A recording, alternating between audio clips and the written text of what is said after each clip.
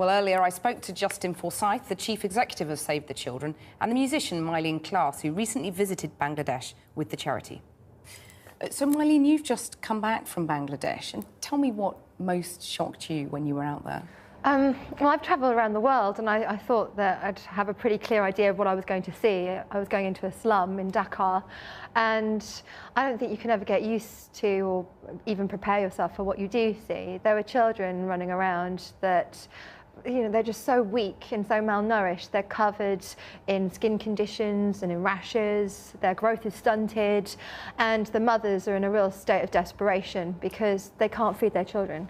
I think we can see some of the pictures from your trip to Bangladesh, and I found this particularly moving. Tell us about this baby we're seeing now. This was really difficult because we happened upon this family when we were in the slums, and the little baby that you see there is over 3 months old, nearly 4 months old, and weighs 4 pounds. So much, like half the size of a normal newborn baby. She was born at 6 pounds, so to be losing weight at that rate, the mum is too malnourished to breastfeed her child.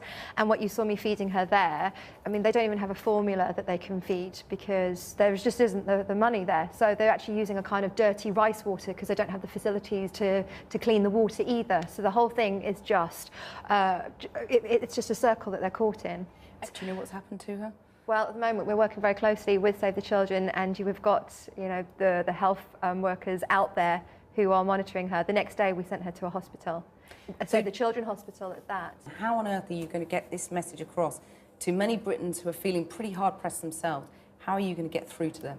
Well, we work in the UK with child poverty here as well, but it's nothing in comparison to what we've just seen in Bangladesh or where I was just a few days ago in Afghanistan or in Africa.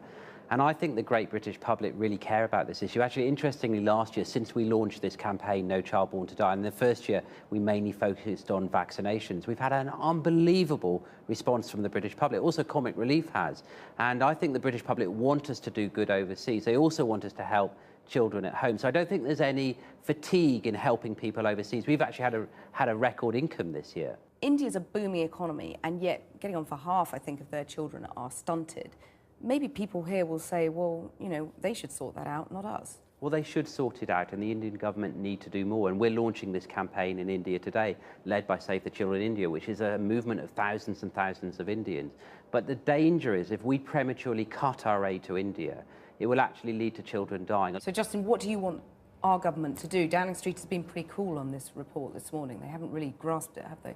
And what we're really saying to the Prime Minister is hold a summit now on hunger, do the biggest push ever on hunger, because even though we're making progress overall, and the bigger picture is good on this, we've reduced child mortality dramatically globally, down from about 12 million to 7.6 million. Unless we deal with this stubborn issue of malnutrition, all that other progress will stall. And on top of that, not just the kids that die, there's this huge number of children that never get to fulfill their potential because they have this condition called stunting, which means that they never physically and mentally develop. But how do you know that summits really have that much impact?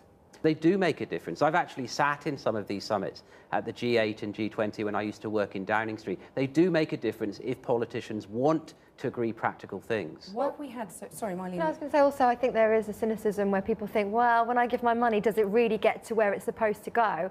I'm glad that I went to Dhaka. I'm glad that I got to see the health workers on the front line, as it were, and who were literally thinking through every single move. They weren't giving out sort of help packages or money in hand. They were thinking through how they were going to stabilise families. Just finally, both of you, what would you consider to be a success from this campaign? I think the overall success is we want to stop 2.6 million children dying. I think that in the West we become consumed by diets, chocolates at Valentine's, mince pies at Christmas, losing the baby weights. How much baby weight did you put on?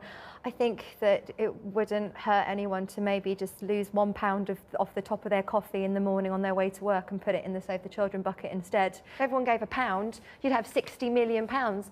And it's very easy to say dying children. Those two words don't really mean anything. We've become desensitised to it. Until you're holding a child in your hands that genuinely is dying, then you'd give everything you've got.